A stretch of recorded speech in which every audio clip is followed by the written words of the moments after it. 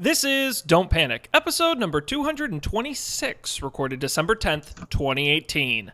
Press pause. Hello, everybody. Welcome to this episode of Don't Panic, the technology podcast on gadgets, the internet, and of course you. I am Sean Jennings, joined as always by my two Smash brothers. It's Colby Rabideau and Dan Miller. Hey, wait. Dan must have fallen off the stage. Oh, my. Has anyone seen Dan? Hello? Is anyone paging Mr. Miller? He's gone. No, his face is too buried in his Switch to join us. Mm-hmm. That's probably true, but he's also on a plane to Seattle, I think. So that is true. He is out of town again. Eventually, we're told he will be back. So you're stuck with us for another week. Yeah. Startup Dan is a busy guy. He's an entrepreneur. You know, he's hustling. He's putting his feet to the pavement. Pressing the flesh, as they say. Pressing the flesh? Yeah, we need to get like a Dan Miller tour dates thing going where it's like, this week, if you'd like to meet Dan Miller, go down to the convention center and tell him Don't Panic sent you. Where in the world is Dan Miller? Yes, we do need to get a GPS, one of those dog ones they have on the collar, the GPS trackers. We'll just put it on Dan, that way we can keep an eye on him. He's always somewhere. I mean, that's kind of like Foursquare. Or really there was an excellent story in the New York Times today about, or was it the Post, about location tracking apps and what they really know about you. And I think it was the Times, went and bought a bunch of the data and then because it's anonymous, but turns out the person who comes and goes from your house a lot is you. Right. And so they found all these people and they're like, do you know these apps are collecting information about you? And these people were pissed. It was really great. Oh, no. It's like, I definitely didn't agree to that. Oh, well. Yeah, that's no good. Foursquare, I've totally agreed to, but not everything else. Well, that's what's funny. That's what's funny about Foursquare is their whole business model is selling your data for advertising. I know, and weirdly enough, I'm fine with it. Because they're the good kind of shady. Right. I feel like they've never misled me about anything that was going on. That's fair. That's fair. Maybe they have, but I just don't know about it. I don't know. Maybe I shouldn't be doing that. Well, I didn't know this. The article told me I didn't know this. Did you know that IBM bought the Weather Channel's apps just for the data? For the location data? Oh. Isn't that insane? That's very weird. Because what are the number one apps you're going to give your location to? A weather app and maybe a traffic app. I would think. Right. That's. Oh no! What about Dark Sky? What if they ever? Or what was it? And WeatherBug too is owned by an advertising company. Oh, so shady. Yep. So shady. Yep. Welcome to the future. Well, that's terrifying. It is. What are you going to do? Colby, well, let's get into what we've been up to. But before I do that, I want to just thank everybody who's joining us live right now on Facebook at facebook.com/NoPanicShow and on twitch.tv/NoPanicShow. Monday nights about 10:15 Eastern. We are live. If you're watching live, thank you for joining us. Comment in the chat room on either site, and if you say something insightful, we might repeat it on the show. Colby, what's been going on? Anything hot on your plate you want to... Oh my God, I watched the Patriots game yesterday. In fact, I watched the last 10 minutes of the Patriots game. That was the worst 10 minutes to watch. I don't even know what to say. I will say, though, listening to the Up for Debate XFL marathon has, reframed the way I think about the NFL in that, I never thought of it as, one thing. I never thought of the NFL as a thing. I always thought of the teams as independent things. But now I've been thinking of the NFL as a thing and the production as a whole thing. And it's very weird. It was very weird. Yesterday was the first football game I think I've watched in earnest since we since you guys started doing that. Yeah, I mean, football is a business. It's a big business. Yeah. Yeah, it was weird. I don't remember what I guess I was just thinking about like, you see the players on the sidelines and they have their gear or whatever, and like both teams have like the same gear but for their team. And I was just like, this is weird. It's all a conspiracy. It's like one big setup. It's not real. But I don't know. That was strange. It's very informative. I haven't listened to the most recent XFL one, though. Well, people can check it out up for debate.tv or where they get podcasts. The final episode we're taping this week. And I can exclusively tease, I don't know where it's going to be sometime in 2019, but our next like big multi-episode arc. Mm-hmm. The tentative title, are you ready for this? Boy, am I. Up for Debate presents Shaken, Not Stirred, 6 Decades of James Bond. Oh boy, I did see you post something about James Bond. I'm gonna say sorry. Something is playing and I can't make it stop. There we go. Okay. I'm pretty sure I've seen every James Bond movie. See, and that's what's funny about, and I'm excited because Matt is apparently a big I have seen maybe 2 James Bond movies. Maybe 3. We saw Skyfall together, didn't we? Probably, yeah. That sounds right. I think we did. And I think it was a midnight showing, which I hate midnight. I think that's one of the few midnight showings I've been to because I'm way too old to be awake that late. But I've seen almost none of them. And so I am very excited to go back and go through all of them. And Colby, now that I know that you're a James Bond fan, we're going to have you on for an episode. And that's what I was going to say. Like, if you need some... Please invite yourself. I would love... color commentary or something. It would be great. That would be a dream. Yeah. It started when I was like 12. My family and I went on vacation during, like, over Christmas. We went on vacation for Christmas, like, to Bermuda. And it rained for, like, 2 days straight. And there was a James Bond marathon on TV, so we all watched like many of them. And since then, it was like a thing. Like we would just watch them when they were on TV. So good times were had by all. But I would love to hop in. Oh, we're gonna make it happen. That's great. I'm very excited. So sometime early next year, look for that coming to a podcast player near you. Oh, yeah. I remember the second thing I wanted to talk about, too. Do you... This might have to wait till Dan is back. I don't know. But do you use the RoboKiller app? Oh, my God. I actually have a RoboKiller story. This is so funny. I actually have a story, but any particular reason? I do use it. Since I just recommended it. I just have questions. Okay. I've been using it too, but I just have questions. But you should lead with your story because that sounds more fun. So I use it. It works, but I had this experience where, and I still feel guilty about it. But, if people don't remember, they didn't see our last episode, RoboKiller is a spam call block/prevention app for your iPhone. And one of their gimmicks is that they will play a fake recording when someone calls your phone. And some of them are very funny, and they've got like 30 or 40 of them, but they pretend to be someone who's actually on the phone to either trick the scammers or just to be funny. And I got a call, and I didn't recognize the number, and said, RoboKiller picked up. So I said, okay. And then maybe like half an hour later, I listened to the recording, because they record the calls, and then you can listen back to them. And it was some poor woman calling to confirm an appointment with me. It wasn't a spam call, but the recording sounds so real. The recording, the joke recording, it was titled like Area 51, and it was supposed to be a military guy. And so this woman picks up, hello, hi, can I speak to Sean? And it goes, how'd you get this number? Who are you? And she goes, I'm so sorry. I'm just looking to speak with you. Who are you calling about? I'm here. And it's actually, the recording's pretty good because at times it well. Who are you trying to speak with? This is a secure line. How'd you get this? I'm so sorry. I'm just calling to confirm an appointment with Sean. Let me speak to your supervisor. I'm going to go get the sergeant.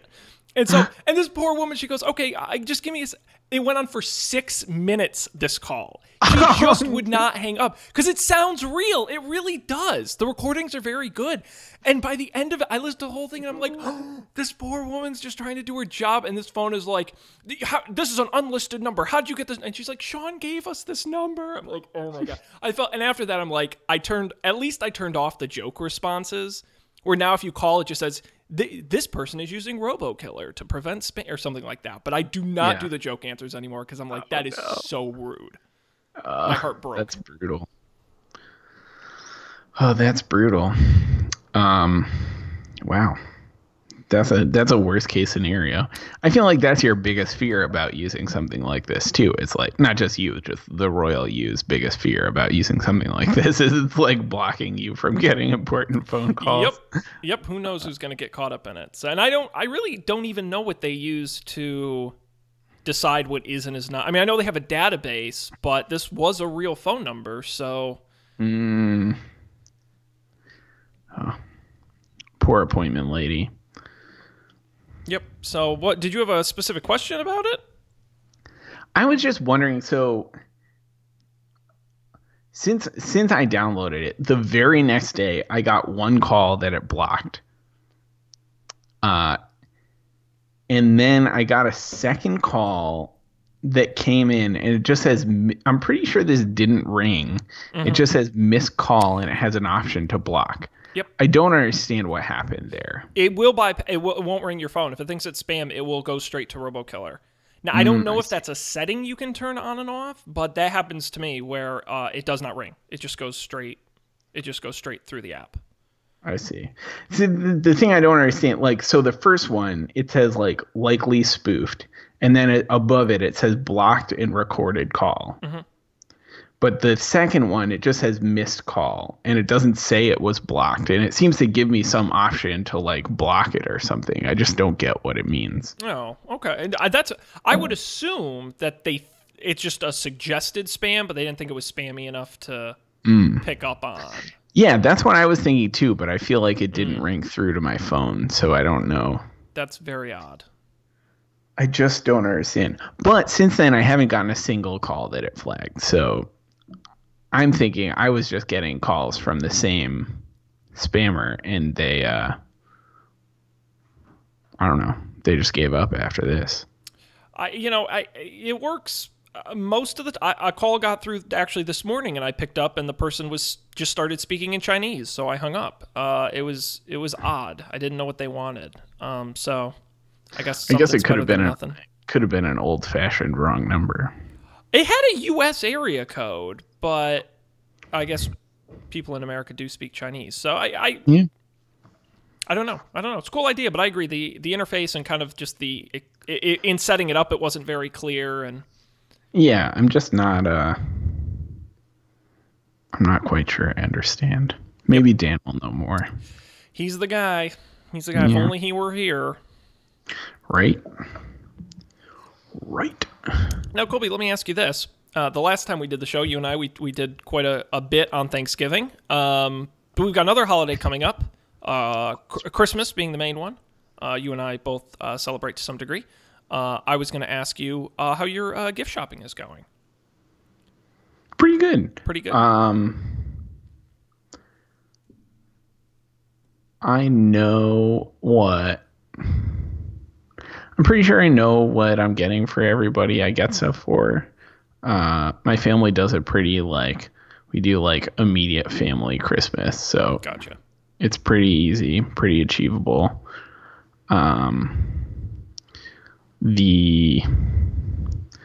So I will say that I don't, on the off chance that any of my family members watch this, which they won't, but there is a small theme of computer security great for Christmas this year, which should be fun. But otherwise, yeah, it's going pretty well. How's yours? Pretty good. Going lighter this year on stuff. I think if I had an overall like unifying gift and themes, I'm going with a lot of kitchen stuff because I feel that's pretty universal and all sorts of little toys and accessories and gadgets and things like that pretty universal. Nice. I've been trying to find things that come in 2 and 3 packs so I can keep one, which is a fun Christmas tip for you out there. If you want a new thing, find out. See if it comes in a bulk pack. And then you say, I can get one for me. That's an excellent idea. But yeah, coming along. And I don't know, are you doing Christmas cards this year?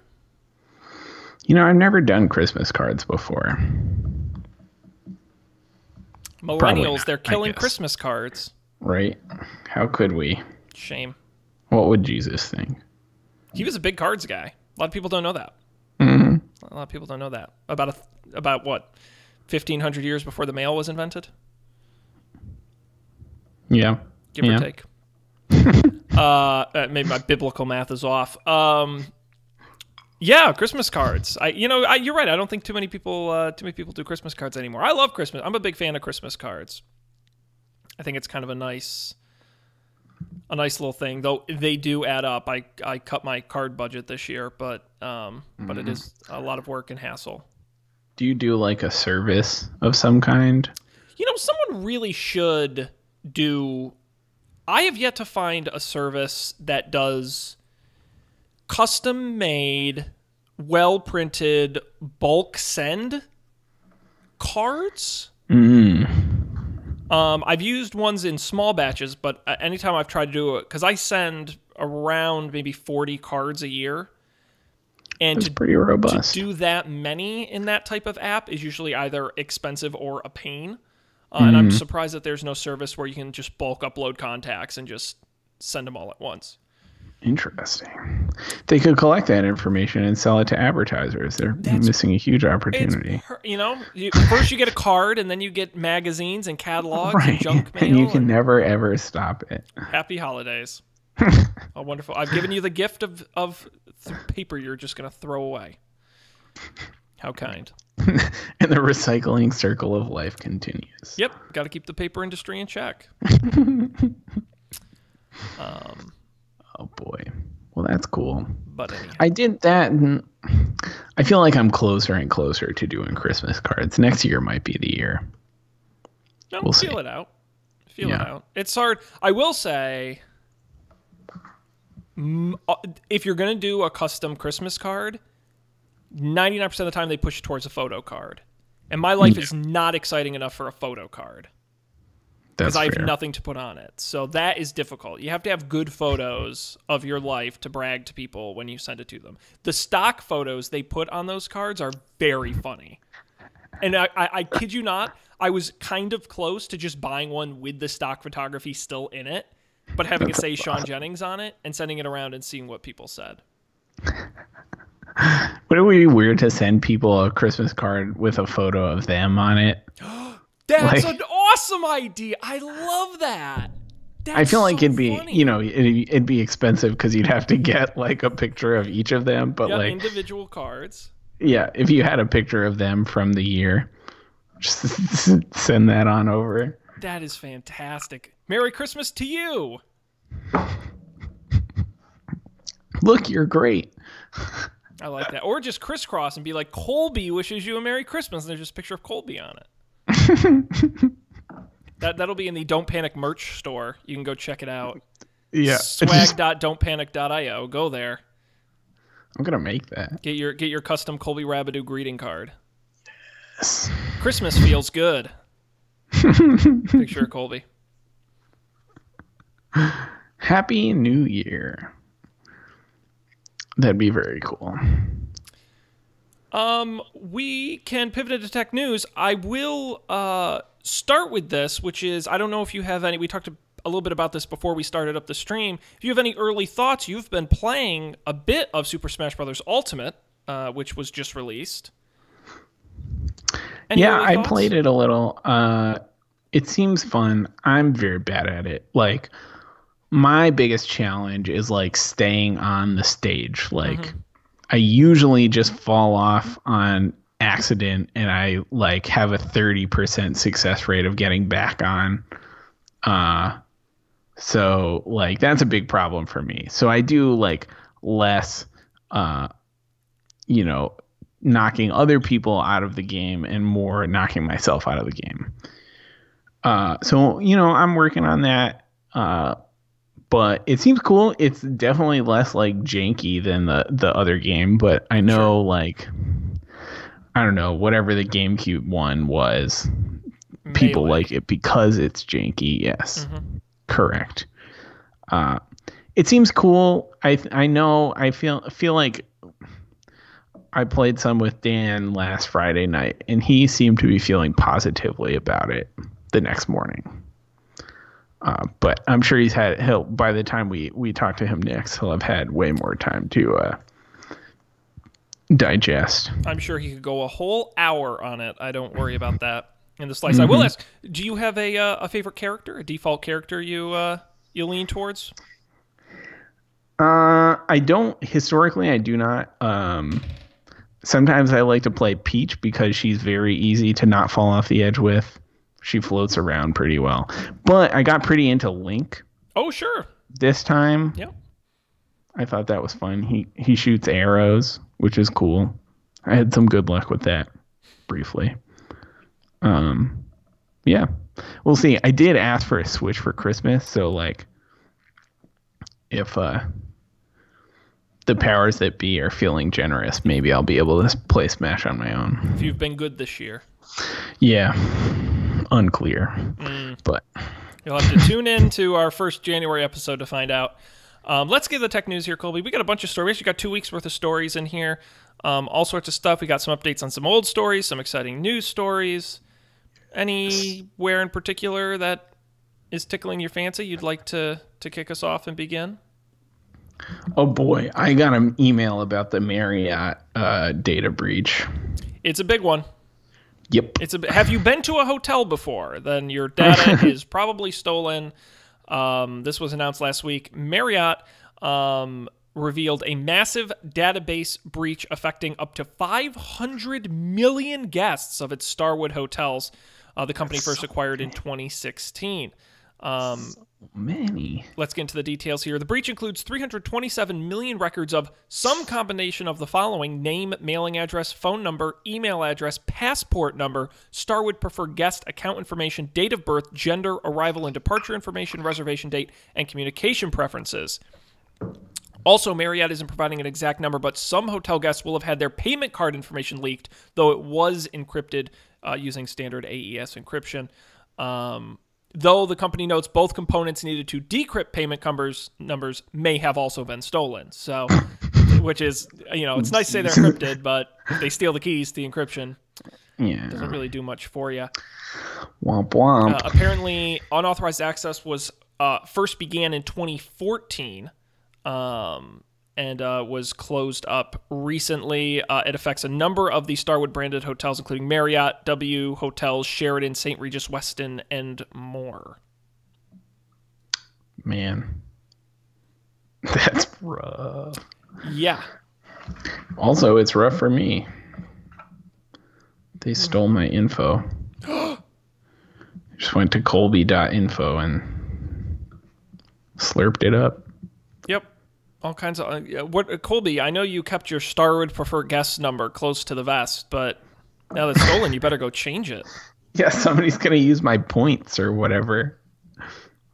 That would be funny if this was just a big scheme to steal rewards points. Yeah, you could just go to free hotels for the rest of your life.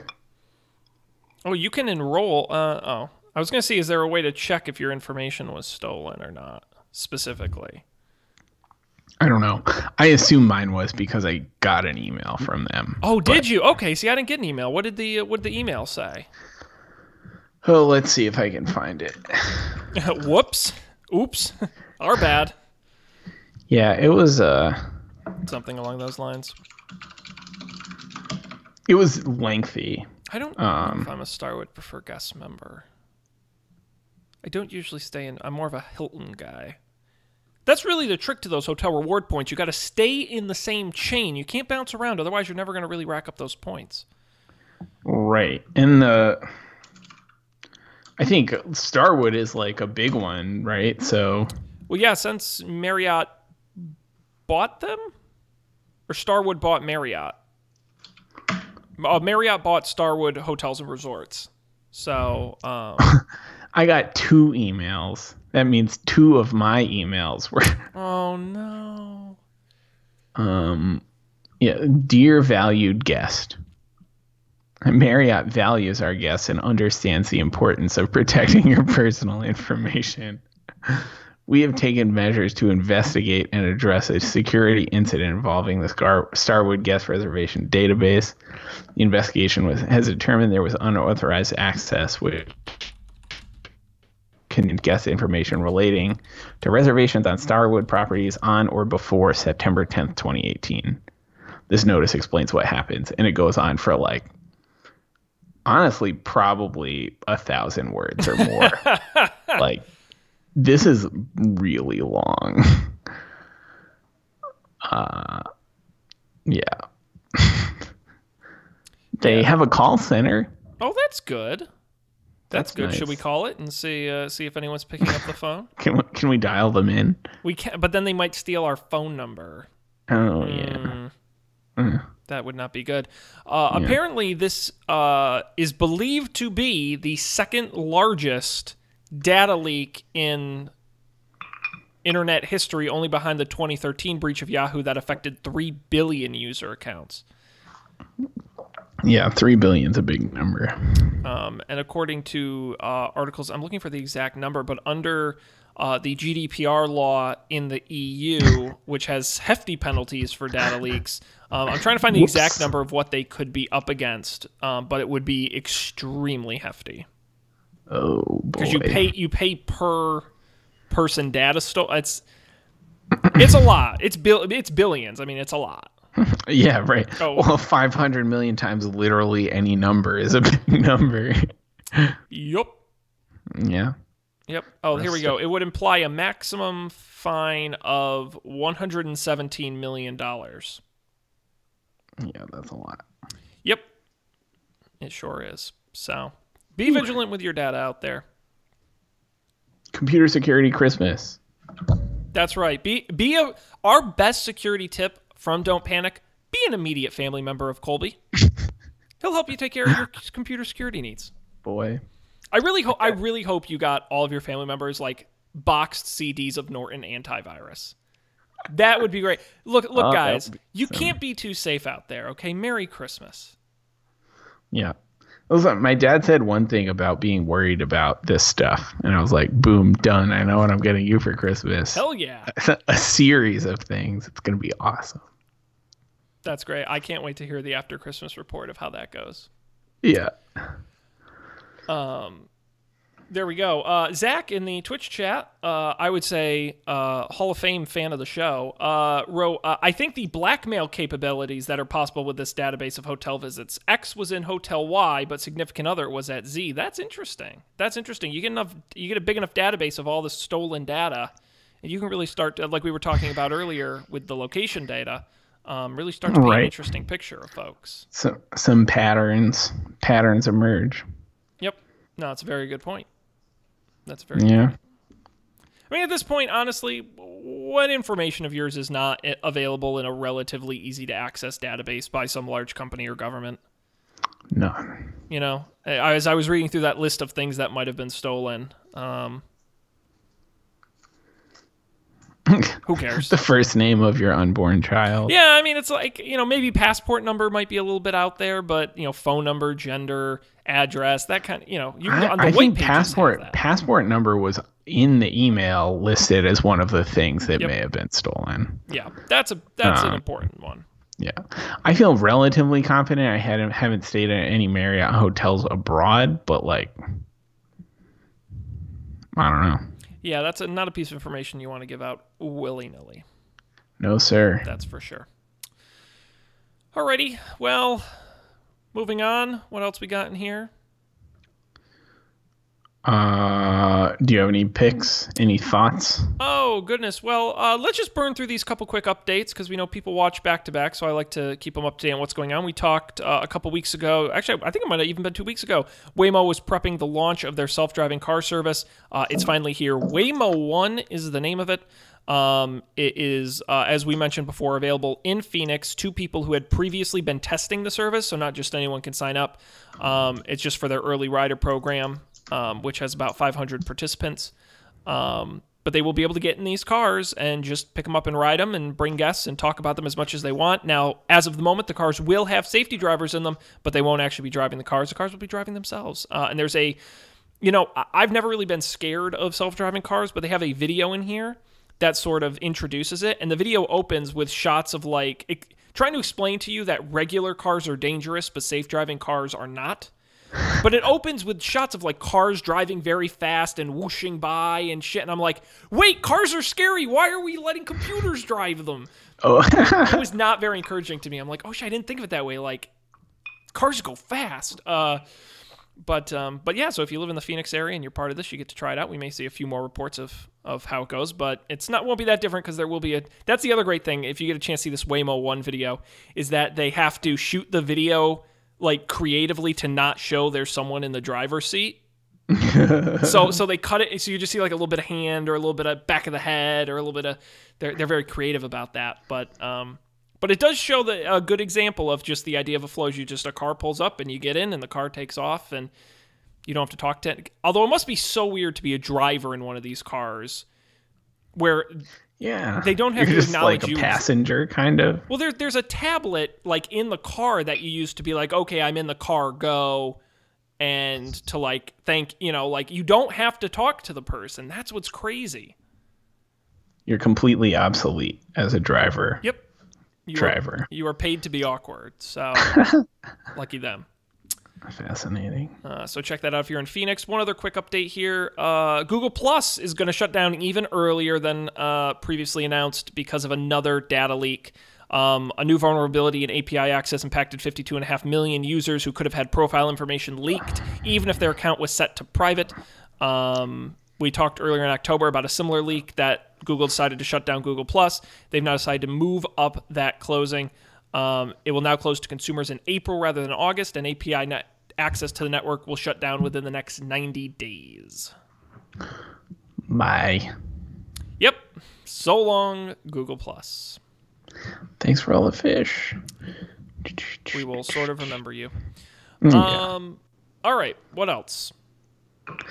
Apple Music will work on Echo speakers. Oh, this is a great story. Wowie. Yes, indeed. What a twist. In the shocker of the holiday season, Apple has announced that Apple Music will support Amazon devices, including all of the various formats of that support it, going live the week of December 17th. Now, they don't say how fast the rollout will go, so you may have to wait a little bit. But when it is ready to go, it can be enabled in the Alexa app like any other skilled. This is only the second voice-controlled speaker to work directly with Apple Music outside of the HomePod. This feature will only work with Echo speakers, though, so other devices that use Alexa, like a Sonos One, will not get this additional functionality. Remember, Apple Music is also available on Android as well. As it has been for a little while. I think since it's been announced. Oh, I didn't know that either. Yeah, back when it became Apple Music, the subscription service, kind of that whole change over, 2 or 3 years ago, they announced the Android app at the same time. Neat. Yep. I mean, that makes sense. That's cool. I mean, that's a good idea, honestly. No reason to be stingy about that. Well, it is really interesting because as we've seen recently in Apple's earnings reports, they are more and more rapidly becoming a services company. And they make a huge chunk of their revenue from services. That amount is growing. And you could certainly make the argument that they are so far behind with HomePod and Amazon is in so many places that Apple will make more money selling Apple Music subscription to people who own Alexas than HomePods to people who are Apple Music subscribers. Yeah. Fair enough. I don't know. I feel like I shouldn't be talking about streaming music, but it's hard to say. Okay. Your bias, Well, I guess it doesn't matter. or too much. I don't know. He's seen it from the inside, folks. I signed that NDA. Oh, okay. All right. Well, let me speak on here we go, Colby. Let me speak on your behalf. Okay. Apple Music sucks. Spotify rocks. You can take that to the bank. Yeah. Okay. Fair enough. But that is exciting. So Echo owners, get on that. I still don't have a Spotify account. What are you waiting for, Sean? I don't know. I don't even know what it's like to get a Spotify account now. I got Spotify, what is it, 2018, like in college. Probably 2012. Like, I don't remember. It was right when it came out in the US because I was waiting for it. Yeah. It was a big deal. The thing is, I have had my Pandora account since middle school. And I don't want to give it up. Remember when Pandora? I remember Pandora too, because that was the first. That was the shit. That was amazing. Yeah, that was the first like stream. I remember I would use that on like our Windows XP laptop while I was like doing my homework. I might have listened to AOL Radio before that. But that was there was no kind of custom personalization to it. It was just it was a radio station more or less. Right. And then as soon as you got that thumbs up, thumbs down, that was like, oh man, this is cool. Remember Pandora's like Flash player UI? I liked it. For the record, it was functional. It worked. I just remember it like it was that for like a very long time. And it would just got like smaller and smaller, like computer displays kept getting bigger, but Pandora like it just stayed. I guess it stayed the same size, but relative to computers, that was those little cards, those little shuffling cards that would kind of move along as you listen to the music. Yeah, Pandora is great. Yep. Let me ask you a Spotify question. Because the thing that would get me, so here's how you sell me on getting a Spotify account. Because I'm not opposed to it. I need a way to, I need Spotify to know all the music I already like now. Is there a way to like import, like this is what I already like? You know, I don't know. That is, can you pitch that to who's in Mr. Spotify? James Spotify, the founder of Spotify? Right. Daniel Spotify, yes, the brothers, Daniel and Stuart Spotify, who started it. They're estranged now. It's very sad. But pitch to them that idea that I can import all of my music likes. All right, I'll do it.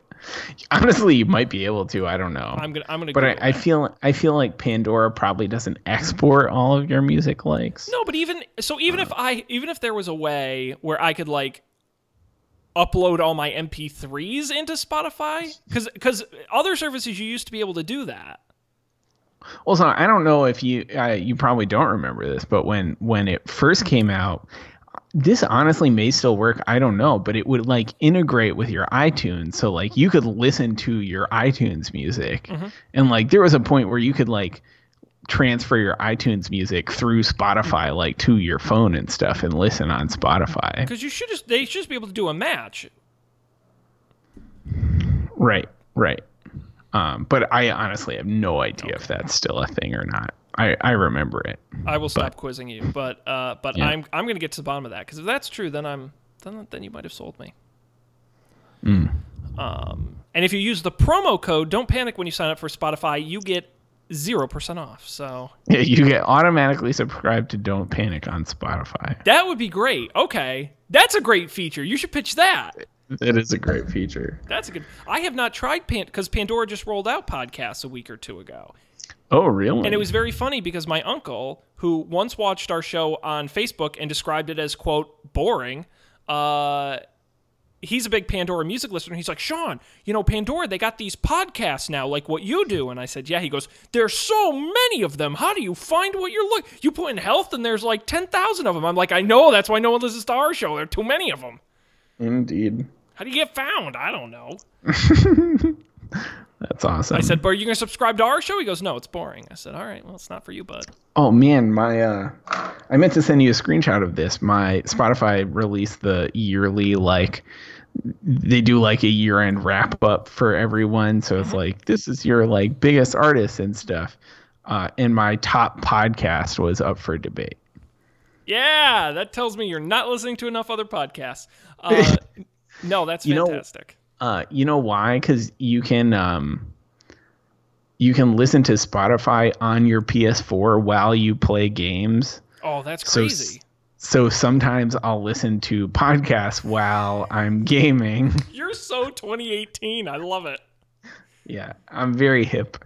That's great. Actually, that might be, again, you're really selling me. That might sell me on playing video games. It's very cool. It's very useful. Do you know what I do? And this is really bad, but I was watching the entire baseball playoffs with the sound off, listening to podcasts. Oh, really? Interesting. Yes, because I don't have the patience to just watch baseball, but to just listen to podcasts, but also have the action going on in front of me.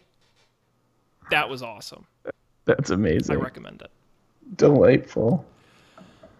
Oh, boy. So much to talk about. Let's keep rolling on here. We've had enough talking about music, so instead we are going to talk about advertising. One of my favorite things, and streaming media, also one of my favorite things. According to a report from Variety, AT&T and Hulu, AT&T, a partial owner of Hulu, is considering a new type of ad that would run when you pause a video, like a TV show or a movie. Quote, Jeremy Heflund, Hulu's vice president and head of advertising, told Variety in this interview, as binge watching happens more and more, it's natural they're going to want to pause. Yeah, no shit.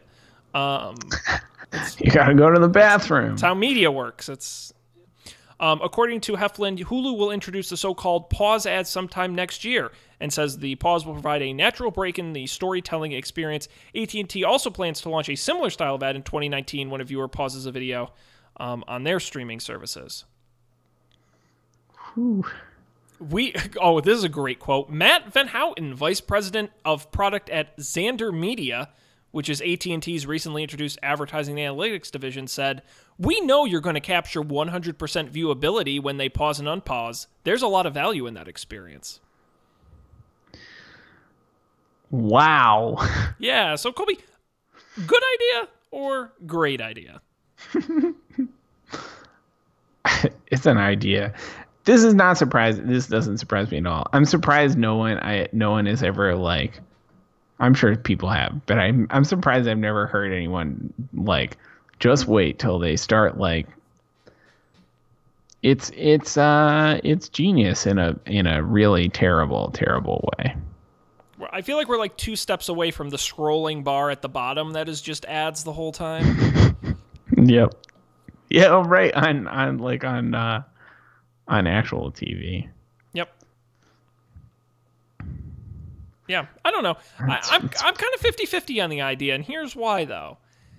I don't love the idea. Like, if I pay for cable every month from Comcast, if they started doing this, I'd kind of be pissed because I'm already paying for this. But if there was a free streaming service and the trade-off was ads when I pause, I think that's a better experience than ads that play and break up the content. But this isn't a free service, right? Like, Hulu is, you can't get Hulu if you don't pay for it. No, I'm totally with you. Although they didn't say which tier of Hulu, because there's the Hulu with limited commercials and the Hulu with no commercials, and they didn't say which tier would get it. So presumably the limited commercials one. I would sure hope so. You can't call it Hulu no commercials and have there be commercials. There's no commercials while you're playing. Yes, Never yes. pause. Yep, you gotta see that asterisk, that fine print.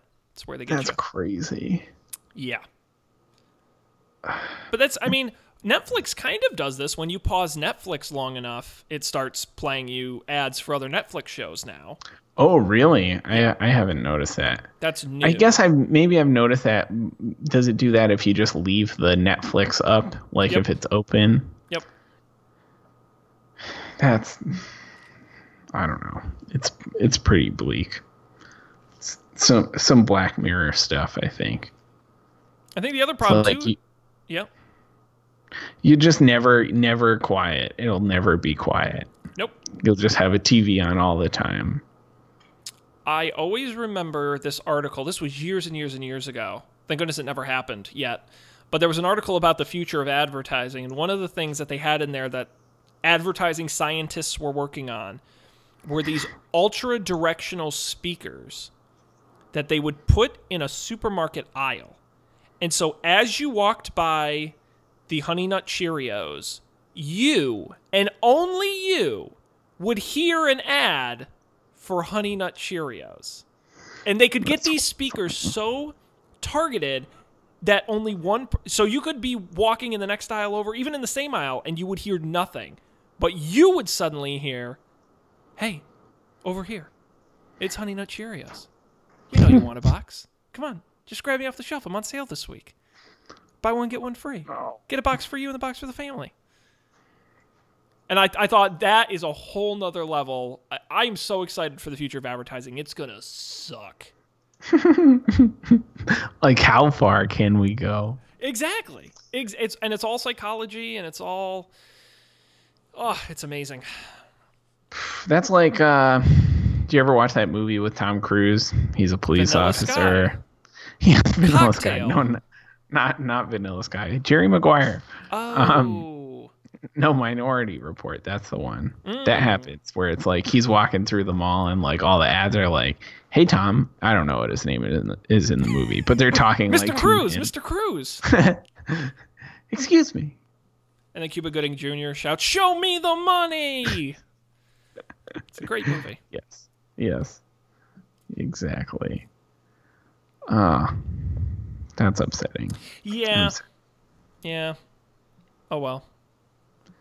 Hopefully I can avoid that for as long as possible. Yeah, well, you got a couple more months before you'll see it. So, I mean, the problem is, we've talked about on the show before, Netflix is going to spend about $8 billion just in 2018 alone on original programming. Stuff don't come cheap, so they've got to, all of these services got to figure out a way to pay for this stuff.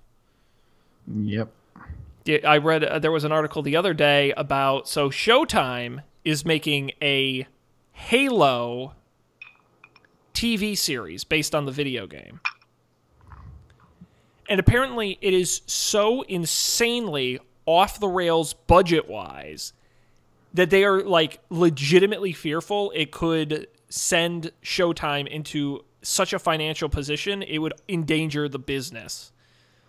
Because the show, apparently they're like, they knew it was going to be expensive, but it just got, because everyone's competing to just look very expensive on, what HBO's doing and Game of Thrones and all this.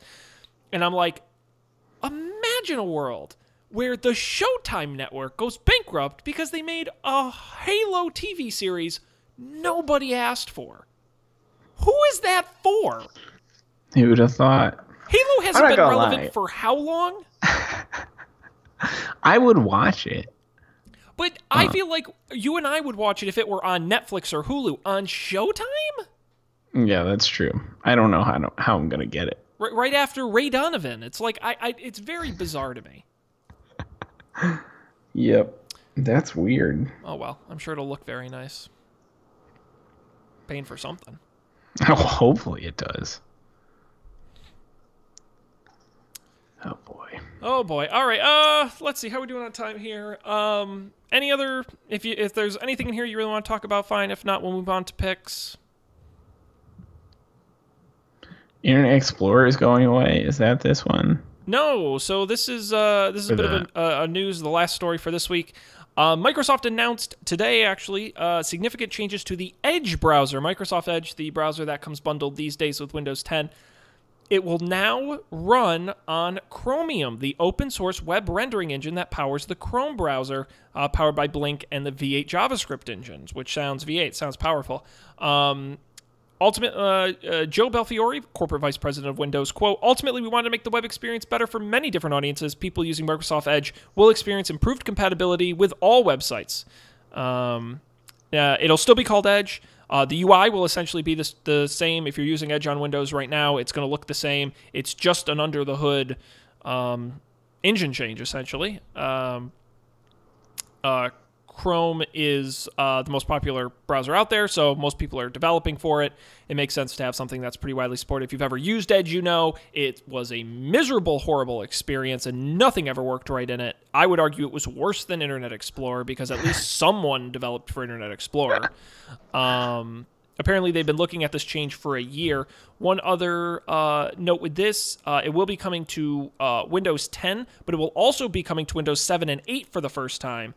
Previously, it was exclusive to Windows 10. And eventually, they plan to bring this to mobile. Also, it will support Chrome extensions. The Chrome extension library will be supported in Edge, as well as native apps built for Chrome. It's crazy. Yeah. As a web developer, this is crazy. This is like basically Internet Explorer is going away. Yay! It's crazy. No one ever thought this could happen.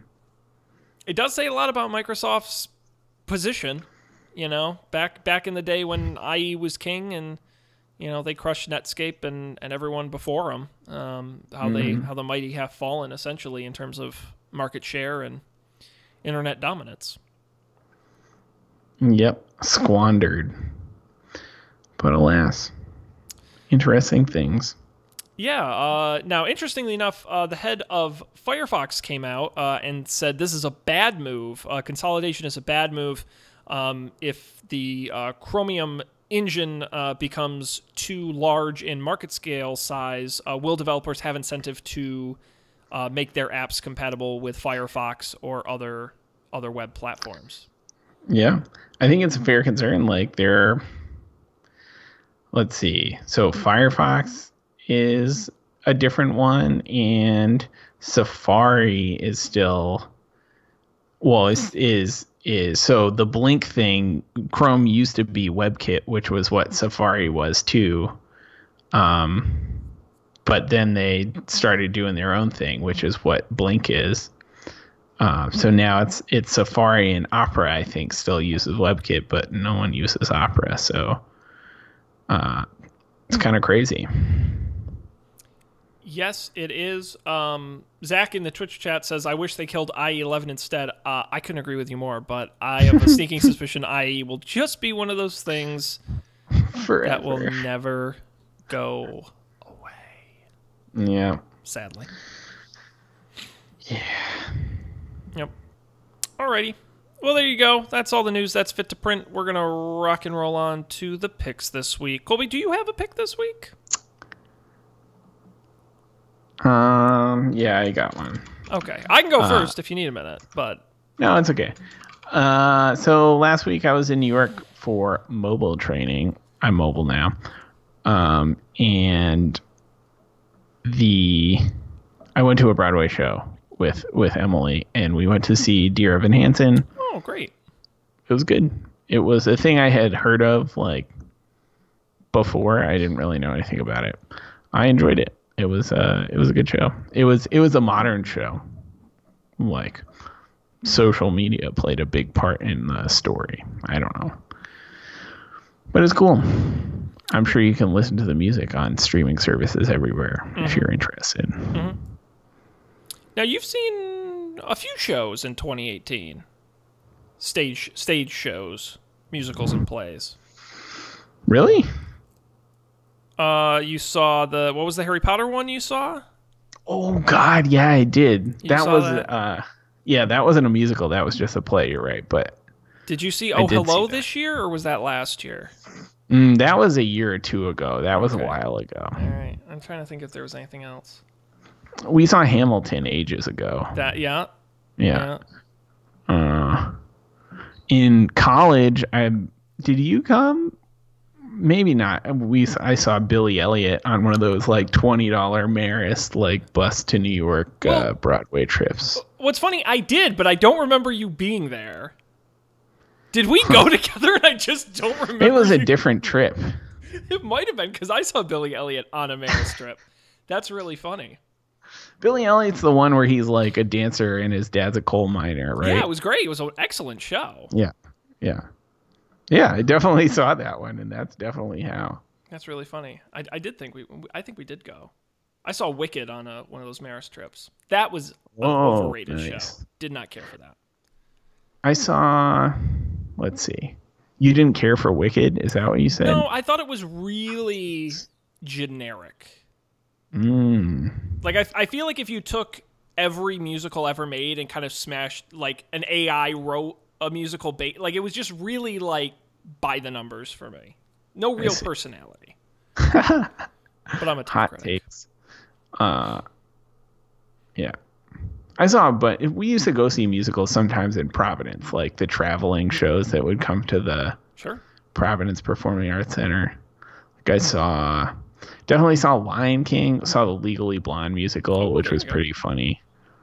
And good times. Good times were had by all. Have you ever done the, is it the Boston Opera House? No. I've never... The one where they do the big shows, I've never been to. Yeah. I saw Phantom of the Opera there once many years ago. It's a beautiful, beautiful building and a beautiful venue inside. If you get an opportunity to see a show there. Nice. I recommend it. Dan was trying to get me to go to the opera while I was in New York. Yeah. Yeah. I've never been. He said it's crazy. I'm sure. Dan's got look, if you're in New York City, he's got the hookup. That guy's cultured. Yes, that is a perfect way to describe him. Like a nice cheese. Speaking of cultured, my pick this week, it's a second handle for your shovel. I couldn't think of a real tech-related pick, so this is a great... its title on Amazon is Back-Saving Tool Handle, Labor-Saving Ergonomic Shovel or Rake Handle Attachment, yellow, but it comes in multiple colors. And essentially what it is, I'll put it up here on the screen for those watching the video version, but it's essentially a second handle that you can put on any device, anything with a stick. And what it does is it releases back so when you're like shoveling and lifting snow, what you're doing is you're lifting from the handle and your arm's kind of at a weird angle, and what this does is it lifts your arm away, so instead of pulling up with you're pulling with your arms instead. I don't quite understand the ergonomics of it, but what I can tell you is I bought one of these and I put it on my snow shovel, and for the first snow of the year, it was a very wet, very heavy snow. I use this thing and I'm like, how have I not had one of these my whole life? It cost me $9.50. It's amazing. It's amazing. It makes a huge difference. That's awesome. And the wire cutter says you have to own one, so they're very smart. They know. See, I've seen like shovels that come with this sort of thing built in, but I've never seen like a detachable one you could put on anything. Well, you put on a broom, a rake, anything with a stick or a handle. That's amazing. Yeah, so I do, especially for anything heavy lifting. This thing, you'll get your money's worth out of it. So we'll have the link on the website. It doesn't really have a name, so use the link at don'tpanic.io to go buy it. Because we'll get, I think, about 3 pennies of Amazon referral link on that. So someday we're gonna cash out. Oh, we'll go see a play. Oh yeah. We'll go see a play. Or like one of us can go see a play. Well, maybe. We'll go see one of the ones in the park. They do for free. That'll be our budget for that project. Colby, that's it. We've done the show. Amazing. That's it. We conclude here. We survived another week without Dan. Yes. Barely, but we did it. It's awesome. Hopefully he'll come back soon. I think next week you and I will take it off and it'll just be Dan. He'll be on his own. It's only fair at this point. Well, it is exciting because next week, Colby, if you didn't realize it, next week will be our big annual year-end wrap-up episode. It's here. Wow, I'm not ready. I genuinely don't know if you and Dan like the year-end wrap-up episode. I can never It's the only one we have to do work for. I know. Because every year I'm like, guys, good news. It's time for the... And you guys are like, yeah, okay. Okay. It's such a mild idea, but it is the one format-breaking episode we do each year where we come in with our top story of 2018, we do our top picks of 2018, and we do our predictions for 2019, which is always really funny. I have not gone back in the spreadsheet here and looked at what we predicted last year. Let me see here. Prediction for 2018. I don't want to spoil too many of these, but Dan's isn't in the spreadsheet. Why? Ugh, what a pain in my butt. Did he skip? No, he was there. He just didn't write it in here, which means I have to go back and listen to the episode to find out. But I don't know what any of this means. I'm going to have to Google this. Anyhow, whatever. We'll come back. But it's going to be great. It's going to be a great episode. So come back next week. Don'tPanic.io.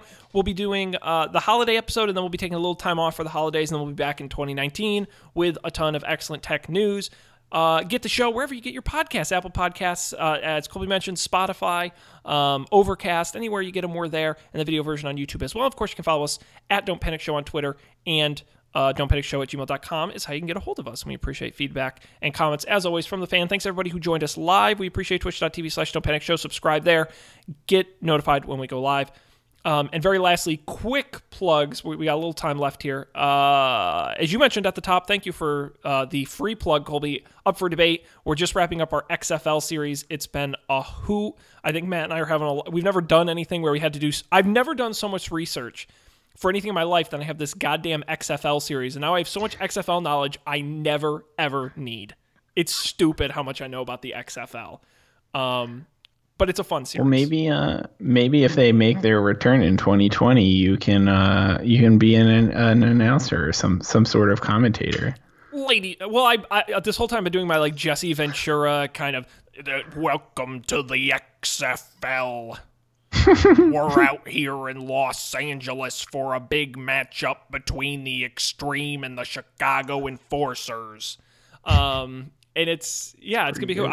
I keep in the Slack. I keep messaging Matt because the league XFL's announcing a bunch of stuff for the upcoming league, and so every day I'm like XFL news. They announced the cities they're gonna be in. They announced the coaches, and he's so excited. It's a lot of fun.